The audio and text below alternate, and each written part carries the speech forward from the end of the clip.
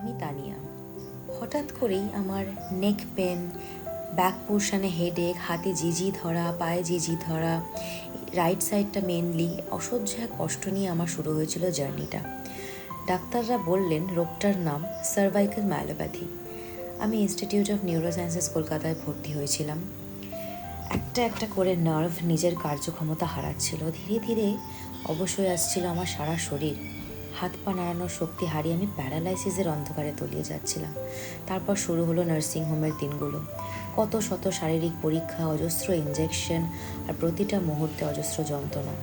একটা ঘরে 4 দেওয়ালে বন্দি হয়ে লড়াই চলছিল জীবনের সঙ্গে।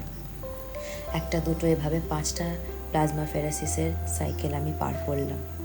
ওই যন্ত্রণাদায়ক দিনগুলোর প্রতিটা সেকেন্ডে জড়িয়েছিল বেঁচে ফেরার অদম্য ইচ্ছা আমার। আর তারপরে ঘটে গেল অলৌকিক সেই এক পরিবর্তন।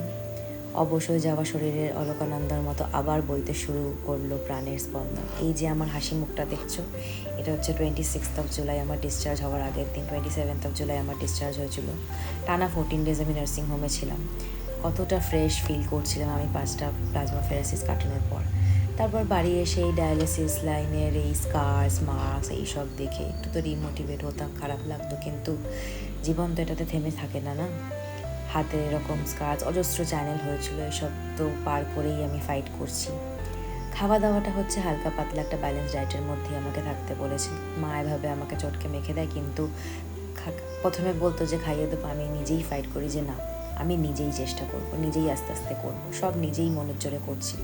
সত্যি সন্তানের কিছু হলে মা বাবার চিন্তার জায়গাটাই আলাদা হয়ে যায়, পুরো পাল্টে যায় দুনিয়া। তো ফিজিওথেরাপি করার পর যেহেতু আমার রাইট সাইড প্যারালাইসিস পুরো হয়ে গেছিলো, লেফট সাইডটাও অল্প অল্প আমার সেটা হয়েছিল, বাট সেটার জন্য আমার লেফট সাইডে প্রেশার বেশি পড়ায় আমার লেফটের দিকটা খুব পায়ে পেন হচ্ছিলো বলে মা এরকম আইস ব্যাগ শেক বা লাগিয়ে দিচ্ছিলো। আমার যে ফিজিওথেরাপিস্টের ডক্টর, তিনি খুব ভালোভাবে আমাকে ফিজিওথেরাপি করান। ওখানে 14 ডেজের জার্নি প্লাস বাড়িতে এসেছি 10 ডেজ ওপর হয়ে গেছে। তার সত্ত্বে যে আমার সুন্দর যে রিকভারিটা, সত্যি এটা ভাবা যায় না। আর তারপরে ঘটে গেল অলৌকিক সেই পরিবর্তন। অবশ্যই যাওয়া শরীর অলকানন্দার মতো আবার বইতে শুরু করলো প্রাণের স্পন্দন। একটু একটু করে ফিরে এলো আমার মুভমেন্ট, হাত পায়ের শক্তি। এরমভাবে সিঁড়ি স্টেপিংও আমি আমাকে এখন করায়। গভীর অন্ধকার সুড়ঙ্গ পার করে আমি আবার আলোর মুখোমুখি। এই লড়াইটা শুধু চিকিৎসার ছিল না, এই লড়াইটা ছিল হার না মানার।